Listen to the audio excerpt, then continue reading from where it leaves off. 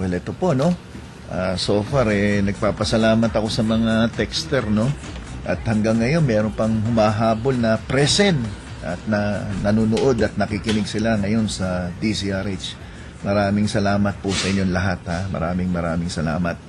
At pati sa Facebook, ito po, batiin lang natin to. Marami palang mga bagets na nakikinig sa atin, no? Ito, meron pa sa Germany, si Sunny Kahilig. Right now, nakikinig sa atin siguro through internet o napapanood tayo through internet, no? At si Ana Lea Soriano, si Mami Virginia Luong. Ayan ay mga regular nating listener, no? Si Mayel Clarin, Jessica Pineda, classmate ko yan ng MedTech. Si Titan Cruz, nasa Singapore to, alam ko. At si Gigi Rabina. At si Miss Lynn Smith. Ayan, mga imported pa apelido, ha? So maraming salamat po sa mga nakatutok ngayon, no? So pag-uusapan na po natin ngayon yung pagbabago, dala ng tumatanda sa ating bato at sa ating daanan ng ihi. Yan. Siguro naman, habang nagkakaedad, sa mga lalaki, obvious na obvious, Pag nagkakaedad, bahagi ng pagtanda na mamaga ang prostata. So, nandyan na po yung puwersa ng ihi. Mapapansin nyo, medyo humihina. At mapapansin nyo, putol-putol ang ihi. Medyo nag-i-split end. Yung pala, may naiipit dun sa daanan ng ihi. At yan po yung pamamaga ng prostata. Kasi yung ating daanan ng ihi ay napapalibutan ng prostata. So pag ito ay namaga, hindi maiwasan na walang pinagkaiba sa hose, no? Yung pandilig ng halaman. Isipin nyo po, pag naipit po yan, yung paglabas ng tubig, medyo kinakapos o kaya nag-i-split end, parang sabog. So yan po ang isa sa nangyayari. Obvious yan sa mga nagkakaedad. Sa edad na 40, 45, nag-uumpisa na yan. Meron namang iba, pagdating ng mga 60, tsaka lang nila mararamdaman. Merong iba, pag minalas-malas, baka kailangan talaga ng gamot o kaya operation para guminhawa ang kanyang pag-ihi. So, nangyayari po yan. So, ano pang pwedeng mangyari? Ang kidney o yung tinatawag natin bato. Left and the right, no? Kasi dalawang kidney ng isang tao, left and the right. Maaring lumilit yung sukat nito sa pagtanda. At natural, pag lumiit pong sukat niyan, yung kakayahan, medyo humihina din. Nasabayan pa ng kinakapos ng pagdaloy ng dugo papunta sa kidney. Yung konting daloy ng dugo papuntang kidney, nag-umpisa yan sa edad na 30 pataas din. Yung pag-filter natin ng kidney, medyo humihina. Kasi ang trabaho naman ng kidney, finifilter niya, no? Kung ang trabaho ng atay, sa tingin ko marami pa rin sa ating mga nakikinig na hindi alam to, ang trabaho ng atay, detoxifier. Pag sinabing detoxifier, binabawasan niya yung tindi ng lason o mga toxic waste na nakakapinsala sa ating katawan, medyo binabawasan niya para hindi tayo mapinsala. Pero ang trabaho naman ng kidney, sinasala nito yung ating dugo, linilinis nito yung ating dugo, yung mga sangkap na mahalaga sa ating katawan ay naiiwan, habang yung mga masasama, ito ay pinipilter para ilabas sa ating pag-ihi. Kaya yung ating ihi at ang ating dumi ay yung mga waste products ng ating katawan, yung mga tapon, yung mga walang kwenta, kailangan ialisin. Kaya nga pag ang isang pasyente may kidney problem, isipin nyo po na yung laso na dapat na ilalabas ninyo, yung mga toxic ng ating katawan na ilalabas dapat, naiiwan po sa iyong katawan. Kaya parang linalasong ka ng sarili mong katawan dahil sa kasiraan ng inyong bato o kidney problem na tinatawag. So habang nagkakaedad, mapapansin nyo yung ating katawan ay mas madaling matuyuan. Bakit? Kasi ang may edad, ihi ng ihi. Napapansin nyo, ihi ka ng ihi. Pag di ka umiinom ng sapat na bilang ng tubig, mas madali ka ma-dehydrate. At the same time, yung isang hormone ng ating katawan na tinatawag na aldosterone ay bumababa. Yung pagbaba nito, yan na nagbibigay sa inyo ng panayang ihi, tapos yung mga alat sa inyong katawan naiiwan. Kaya hindi maiwasan na maaring bahagyan tumataas ang blood pressure dala na nagkakaedad, Bahagya ang sinabi ko, kasi nag-a-adjust naman ang katawan natin eh.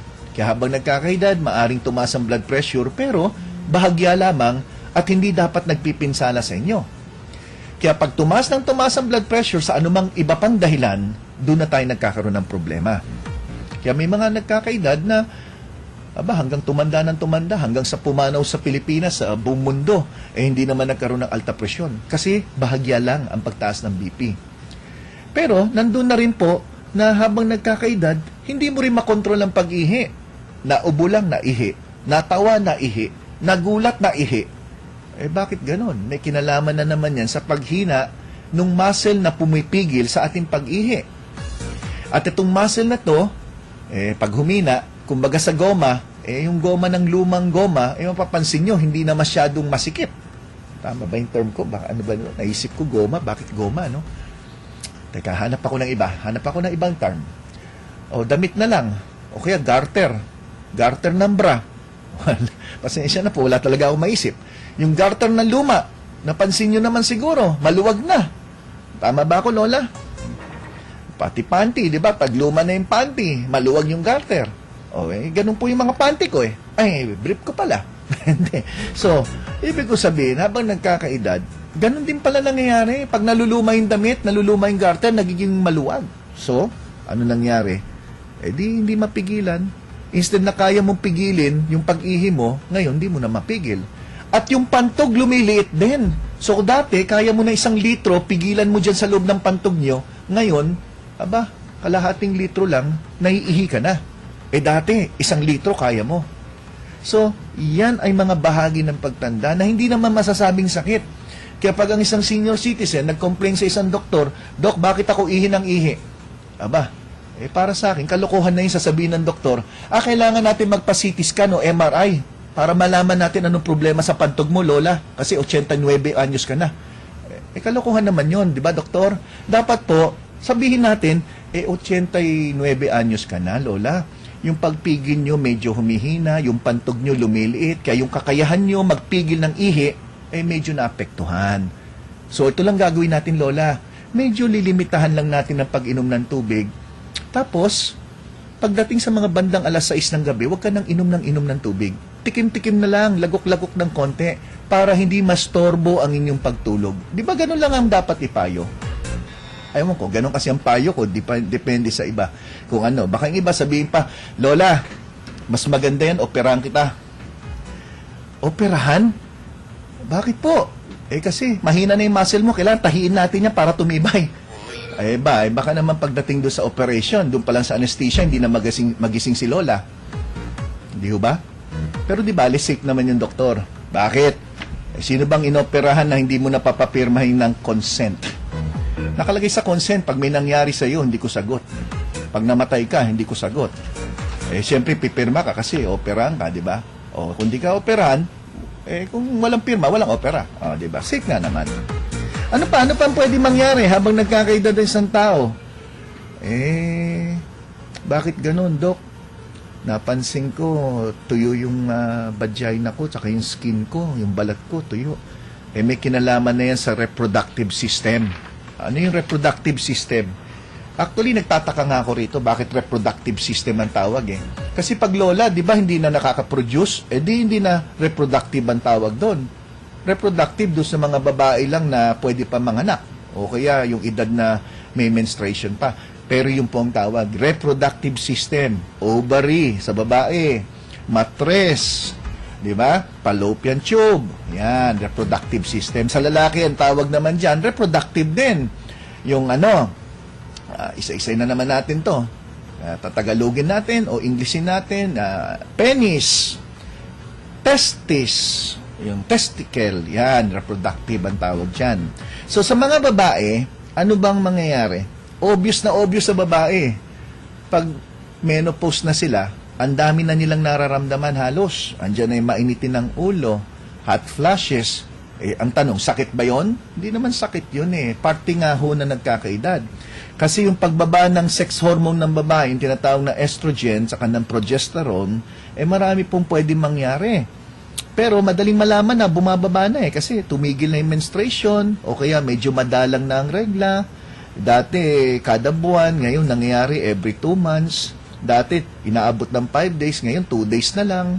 O kaya dati, 5 days, ngayon inaabot ng 10 days kasi nagkakaroon na ng irregular yung kanyang hormonal cycle na tinatawag.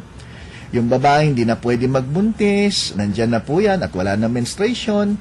Yung vagina ay medyo numinipis, nanunuyo at nababawasan yung elasticity na tinatawag, yung pagkabanat-banat. Kaya may mga senior citizen, ayaw ko lang, ito curious ako gusto ko sana isulat sa column ko to sa Manila Bulletin saka sa People's Journal Ang babae, hanggang anong edad na pwedeng aktibo sa sex? Yan ang hindi ko, kasi iba-iba yan subjective yan depende sa tao. Kasi ang lalaki, napansin ko, 90 anyos, o kaya nung isang araw lang, nung Friday, may pasyente ako, 74 years old yata yun, 79. Aba, humingi sa akin ng reseta na pampatindog daw ng ano. Sabi ko, Lolo, bakit ho?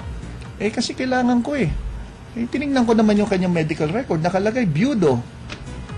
Tapos nakita ko, ang problema niya sa kanyang kalusugan, diabetes, saka high blood. Di sabi ko, Lolo, unahin muna natin makontrol yung blood pressure nyo, saka yung inyong blood sugar. Dok, hindi ba pwedeng habang kinokontrol ko yung blood pressure ko, saka blood sugar, bigyan mo na rin ako ng pampatindog? Sabi ko, hindi pwede. Kasi po, yung blood sugar, pag mataas, ang problema niyan, magkakaroon ka ng erectile dysfunction. Pag mataas naman ang blood pressure at iniinuman mo ng gamot, pwede rin magkaroon ng erectile dysfunction. Dok, baka naman pwedeng unahin mo. Hindi nga ho pwede. Kasi mamaya, bigyan kita ng pampatigas, baka mamaya, pag tapos mong gamitin yan, buong katawan mo, matigas na rin. Sabi niya, sige, di bali na lang, Dok, di bali na lang. So, kailangan ho, alamin muna natin yung priority. So, kung makontrol natin yung blood sugar, baka may erection na. Kasi, ito po ang nagiging problema natin. Habang ang isang lalaki ay nagkakaedad, unti-unti bumababa ang testosterone. Ano ba yung testosterone? Ito yung hormone ng mga lalaki para macho. Boses lalaki, mabalbon, mabalahibo. Kaya pag mababang testosterone, medyo ang boses bumababa. Kaya karamihan ng mga, alam niyo, yung mga kapatid natin, no? Na medyo nasa third sex, umiinom ng mga hormones yan para isuppress yung kanilang hormone. Para tumaas ang estrogen, para ang boses nila, babae, syempre pag babae ang boses mo, mababa ang testosterone mo, para napitpit ang ano. Yan, ganyan. So, karamihan dyan, pag mababa ang testosterone, medyo nawawala yung libido at in a way, nagkakaroon ng erectile dysfunction. At napapansin nyo, yung pagiging kalbo, mababa rin ang testosterone, isa sa dahilan.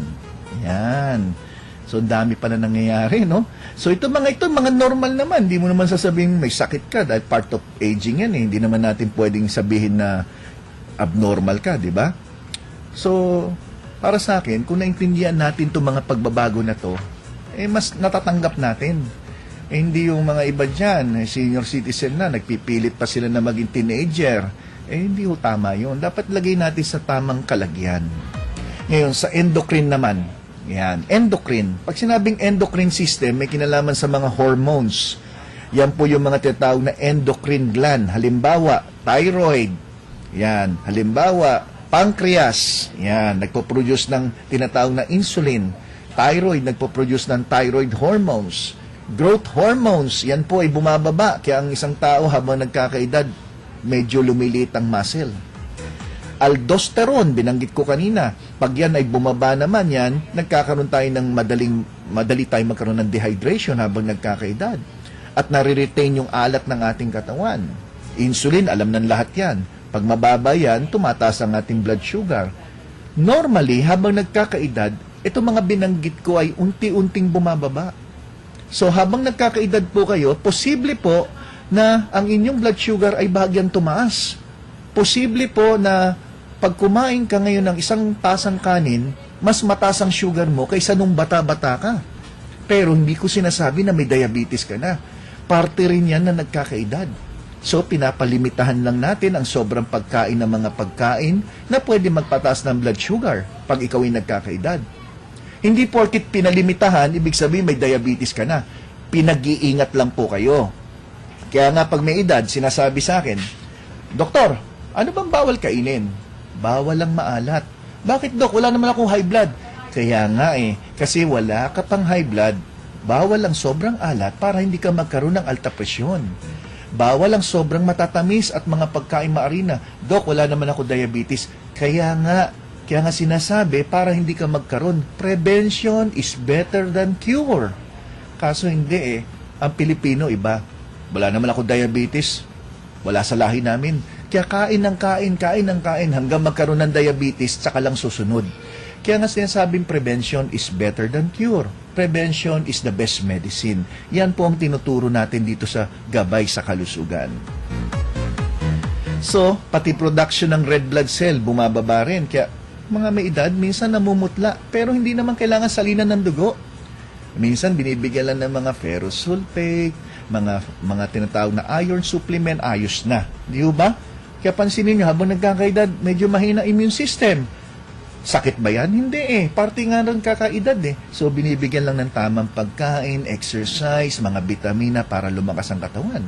Habang nagkakaedad, pag bumagsak naman ang immune system ng todo-todo, dun pumoporma ang cancer cell. Kaya mas marami may cancer sa mga may edad kaysa sa mga bata. Kasi nga ang immune system humihina rin dulot ng pagtanda. Pero, maski na humina po ang immune system, bumaba ng konti ang inyong lakas o resistensya kung tama ang kinakain, nag-eehersisyo, positibo ang pananaw, hindi po kayo nagpapaka-stress, hindi kayo naninigarilyo, hindi kayo uminom ng alak, hindi kayo nagpupuyat, hindi mainit ang ulo nyo at cool na cool ka lang, kung palaging masayahin, mas nakakaiwas po tayo sa sakit at sa tuluyang bumaba ang ating immune system. I need oxygen. Yan. So, yan po ang ating gabay sa kalusugan. Nagabayan ko ba ang inyong kalusugan ngayon araw? At least nabigyan ko lang kayo ng mga konting kaalamang pangkalusugan, lalo na yung tinatawag nating fundamentals of aging. Well, maraming salamat po sa lahat na nakinig ngayon araw. At napansin nyo po yung nakaraang 2 episodes natin, wala po tayong mga binasang liham dahil napakahaba po na itong discussion na to.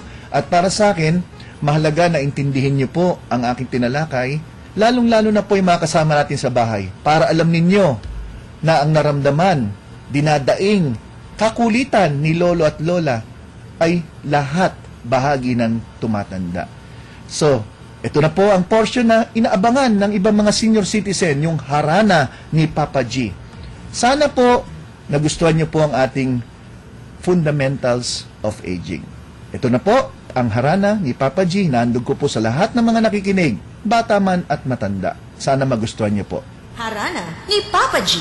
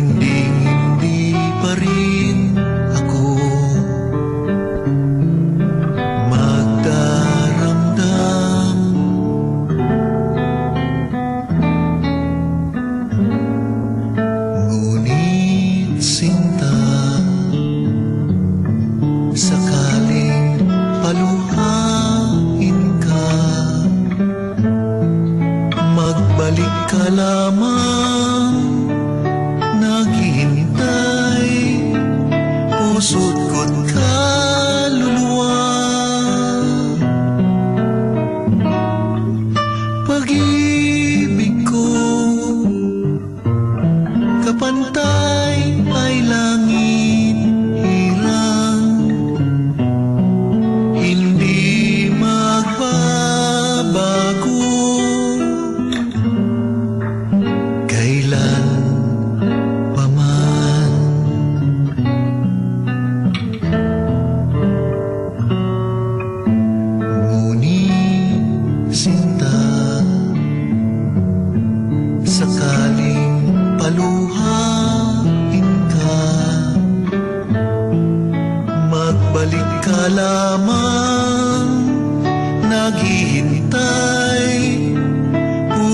Sagot ka